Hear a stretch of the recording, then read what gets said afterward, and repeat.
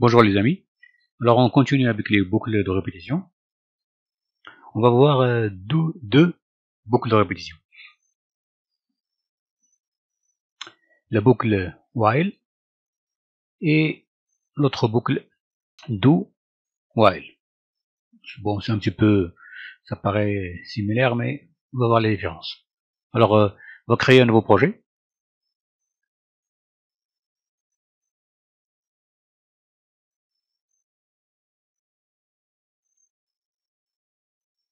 Vous renommez boucle while.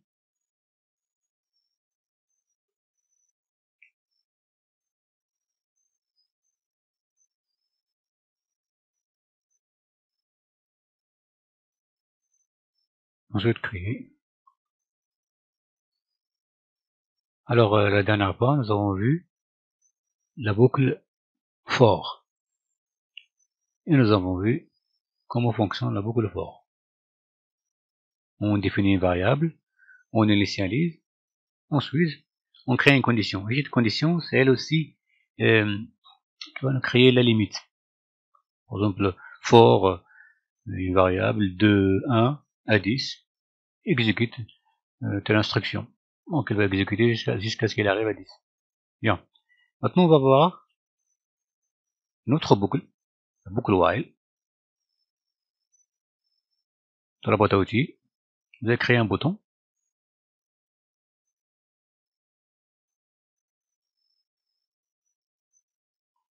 On va l'appeler test boucle while, test while. On renomme la propriété name.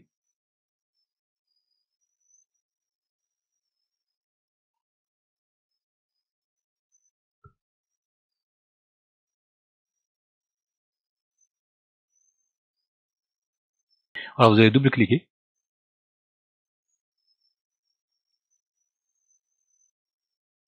Alors ici maintenant, on va voir comment fonctionne la boucle while.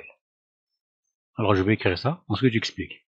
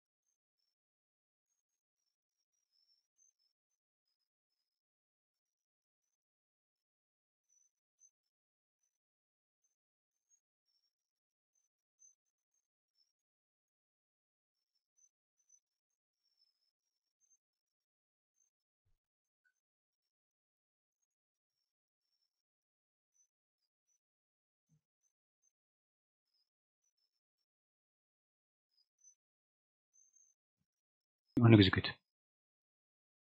On fait un test dans notre programme.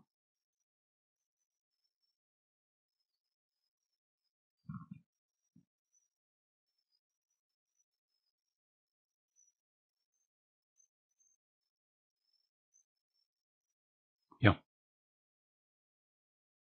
Maintenant, qu'est-ce que vient de faire? Donc on vient de créer une variable de type entier, de type int. Là, je l'ai appelée variable test. Et on a cette instruction, l'instruction while, la boucle de répétition while. Alors, lorsqu'on a exécuté, on a vu le message se répéter. Ce message s'est répété 10 fois. Et on a ici la variable test qui s'incrémente. Alors, on a vu que plus, ça veut dire incrémenter. Lorsqu'on fait plus une variable, ça veut dire on lui ajoute automatiquement 1. Donc au début il est 0, ensuite 1, ensuite 2, 3, et ainsi de suite. Lorsqu'on fait moins, il se décrémente. Ça veut dire moins 1, etc. Ça veut dire s'il est 10, il va devenir 9, 8, 7, et ainsi de suite. Donc, plus, ça veut dire toujours incrémenter, ajouter 1 automatiquement. Bien. On va voir un petit peu cette structure de contrôle. Qu'est-ce que ça veut dire exactement? Qu'est-ce qui se passe ici? Alors, while, ça veut dire tant que en français, while, tant que la variable test est inférieure à 10, notre variable, on l'a initiée à 0.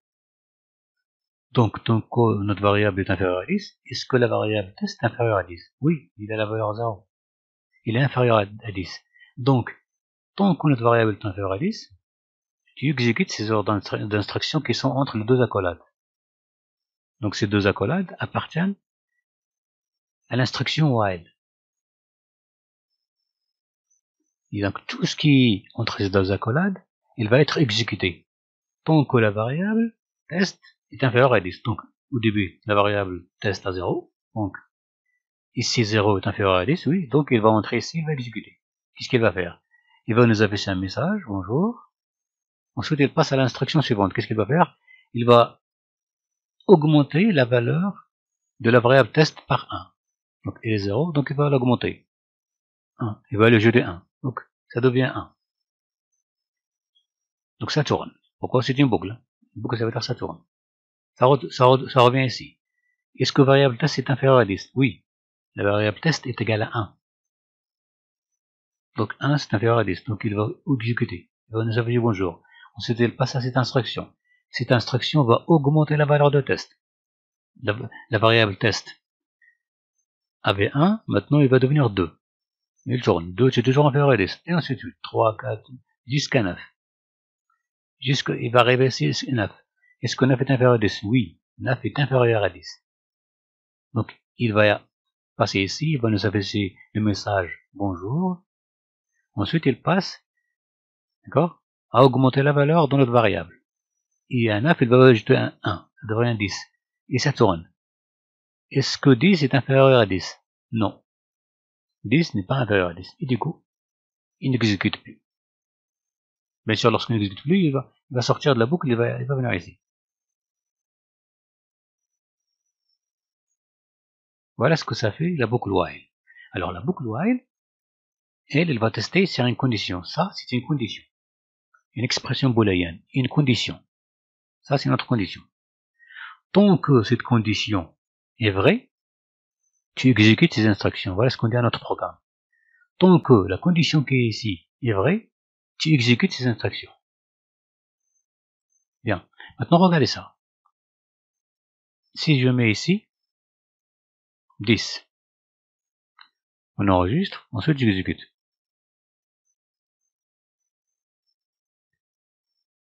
Aucun message nous affiche. Bien, regardez. Là, on a initié notre variable test à 10. Alors, tant que 10 est strictement inférieur à 10. Ben non. 10 n'est pas strictement inférieur à 10. Donc jamais il va entrer ici. Jamais. À aucun moment. Pourquoi? Parce que cette condition n'est pas vraie. Est-ce que 10 est inférieur à 10? Non, c'est faux. Donc si c'est faux, il ne va pas passer ici. Maintenant, on va faire ça. On va initier notre variable test à 9. On exécute le programme. Il vient d'exécuter une fois, c'est tout. Je répète, une fois, voilà. Notre variable est égale à 9. Alors, tant que 9 est inférieur à 10, ben oui, c'est vrai. 9 est inférieur à 10. Et donc, il exécute ici. Alors, il va nous afficher ce message. Ensuite, il passe à cette variable, il va l'augmenter. Il va l'incrémenter, il va le jeter 1. Donc, 9 plus 1, c'est égal à 10. Et il fait un tour. Il revient ici. Est-ce que 10 est inférieur à 10? Non. 10 n'est pas inférieur à 10. Donc, il ne va pas entrer ici. Voilà le fonctionnement de la boucle de répétition while, ou l'instruction while. Son travail, c'est ça. C'est que aussi, on peut faire un ensemble de traitements. C'est un petit peu comme for, hein, comme la boucle for.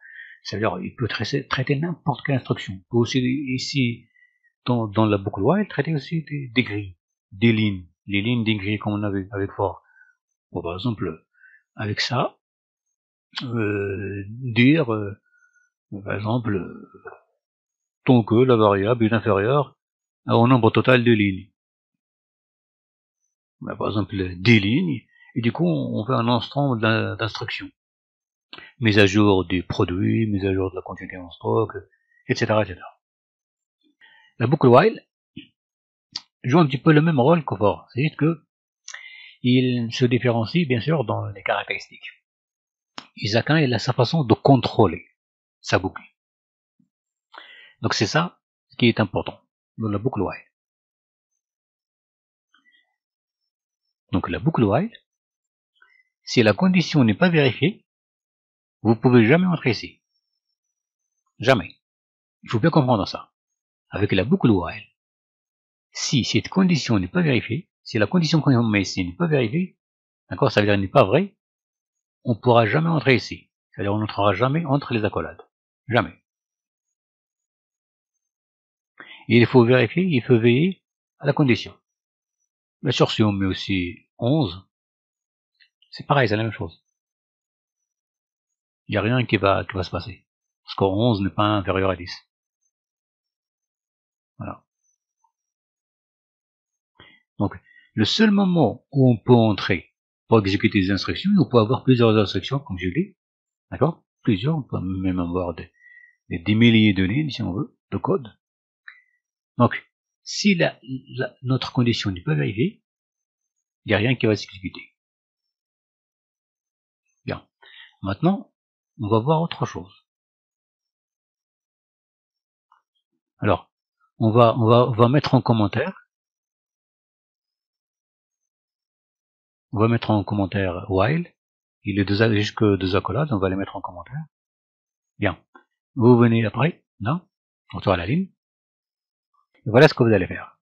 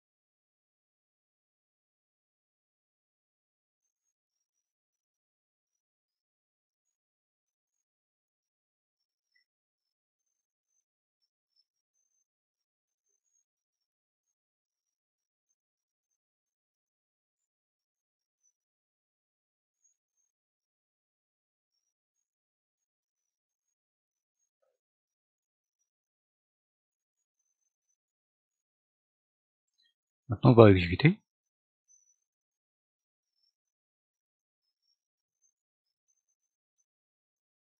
Bonjour. On se désarrête. Bonjour. On se désarrête. Mais là, on a un problème. Normalement, 11 est inférieur à 10. Oui. Et do while, c'est aussi une boucle de répétition. Donc, il y a la boucle de répétition for, que nous avons vu la dernière fois. Il y a la boucle de répétition while. Et il y a la boucle de répétition do while. Et do while, c'est pas comme while. While, il fait un test au début. Au début du commencement de la boucle. Il fait un test. Si le test, si la condition n'est pas vérifiée, n'est pas vraie, il n'y a rien qui va se produire. C'est-à-dire qu'on ne peut pas entrer dans le bloc d'instruction pour exécuter notre bloc d'instruction. Au moins une instruction. On ne peut pas. Avec do, si. Si. On a une variable test qui est égale à 11 carrément.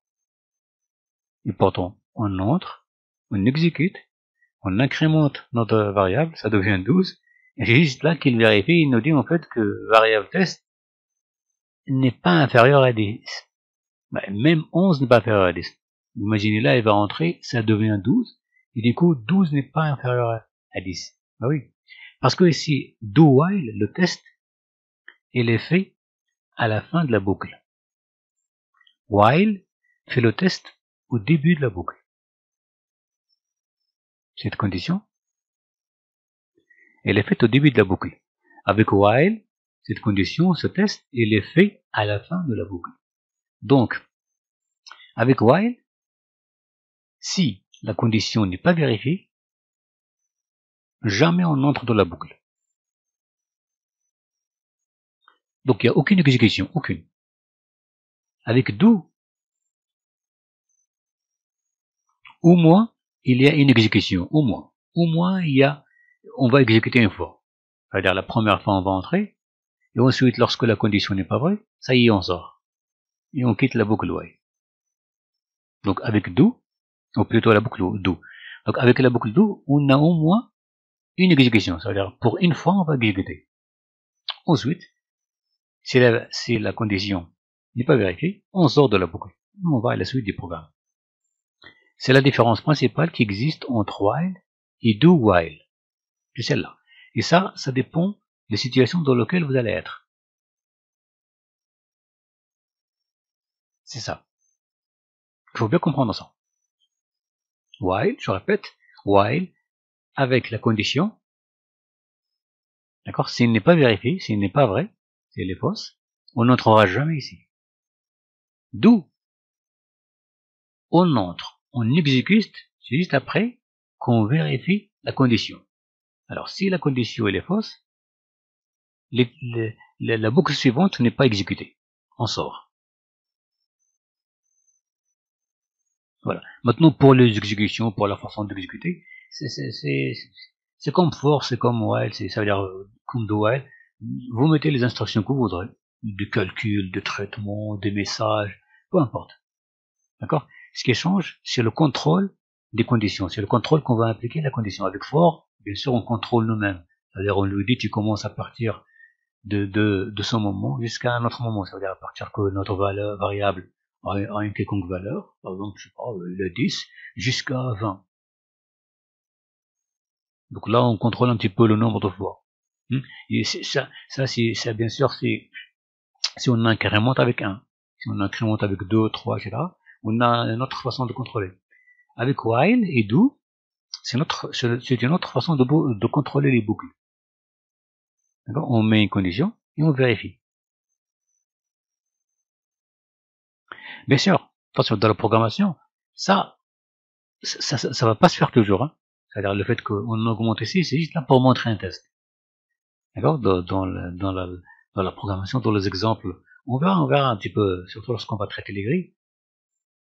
Ça, ce sont pas des choses qu'on va faire nous-mêmes.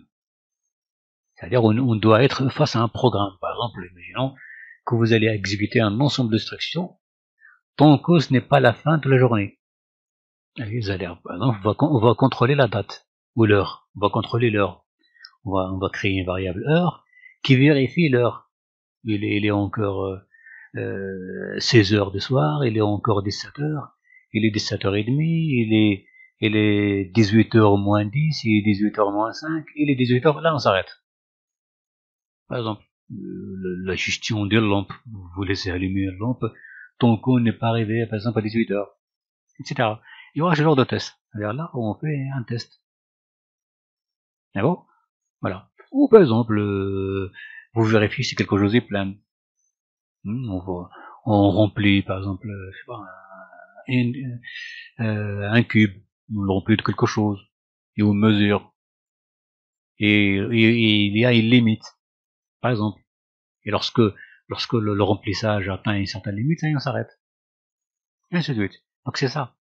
Donc ça, là, on fait la commentation juste pour faciliter la compréhension. On verra à fur et à mesure des exemples. Donc c'est ça ce qu'il faut comprendre. En fait, du moment où vous avez compris la boucle for, parce que la boucle for, en réalité, c'est la plus utilisée. Donc personnellement, j'utilise beaucoup la boucle for.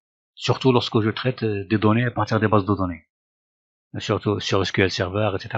Lorsque j'accède à des données, je manipule des données, et à partir des tables, etc., je les traite. La plupart du temps, j'utilise la boucle for. Donc, si c'est la boucle for, c'est ça le plus important. Ces deux-là, c'est très facile.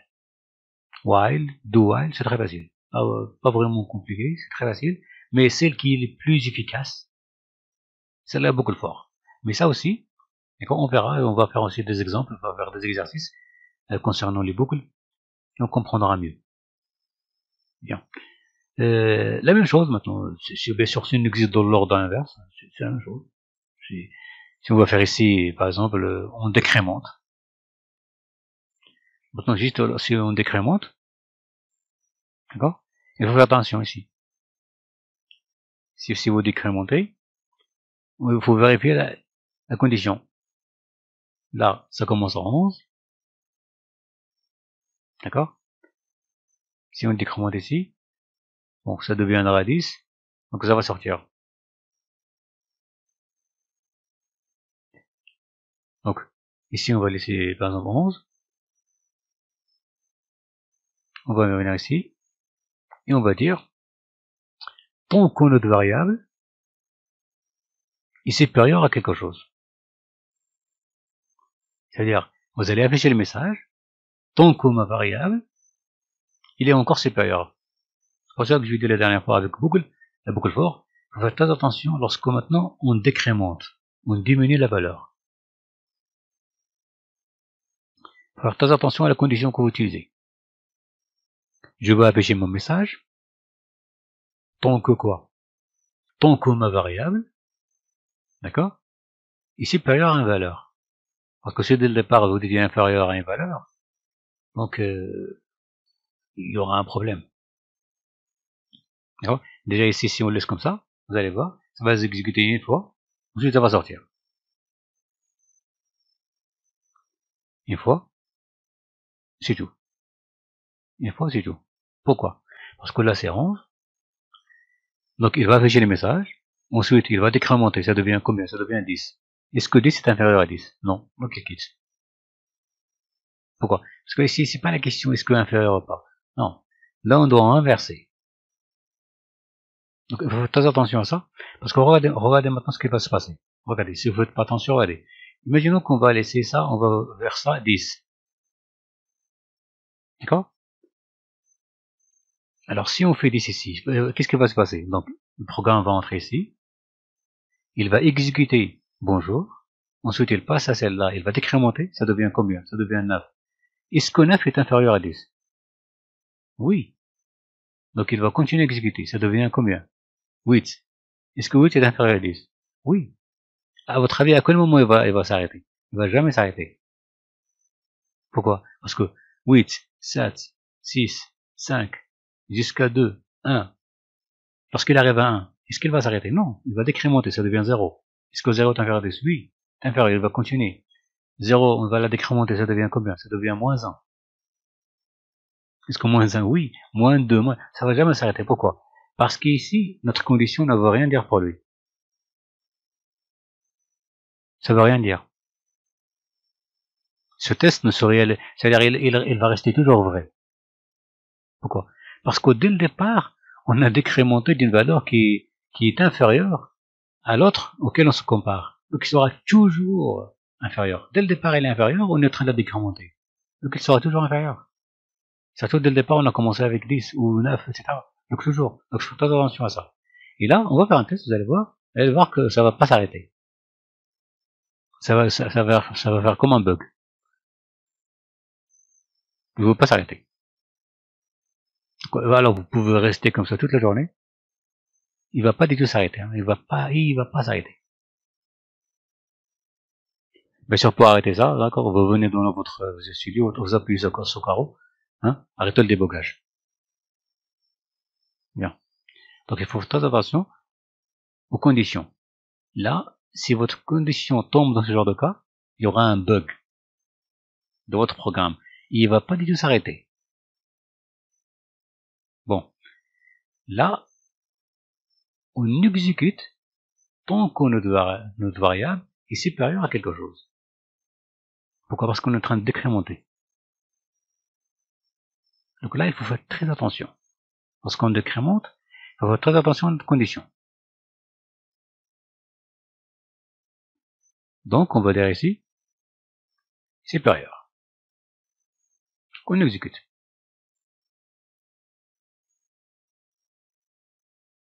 première fois, ensuite il s'arrête. Ok. Bien. On va dire par exemple ici 2. On exécute. 1, 2, 3, 4, 5, 6, 7, 8. Voilà. Donc ça commence avec 10. Il entre, il exécute, bonjour. Ensuite il décrémente, ça devient 9. Est-ce que 9 est supérieur à 2? Oui. 9 est supérieur à 2. Ok, continue. Ça devient 8. Est-ce que 8 est supérieur à 2? Oui. Ok, continue. Est-ce que 7 jusqu'à 4, 2, 3? Est-ce que 3 est supérieur à 2? Oui. Il continue. Il affiche le message. Ça devient 2. 3 moins 1, c'est 2. Est-ce que 2 est strictement supérieur à 2? Non. Ok, il quitte la boucle. Donc là, il faut faire attention à ce qu'on fait. D'accord? Bien. C'est tout pour ça. Pour les boucles do while. C'est un petit peu facile parce qu'on a compris la boucle for. C'est facile. On verra après pour les exercices. Bien. À la prochaine.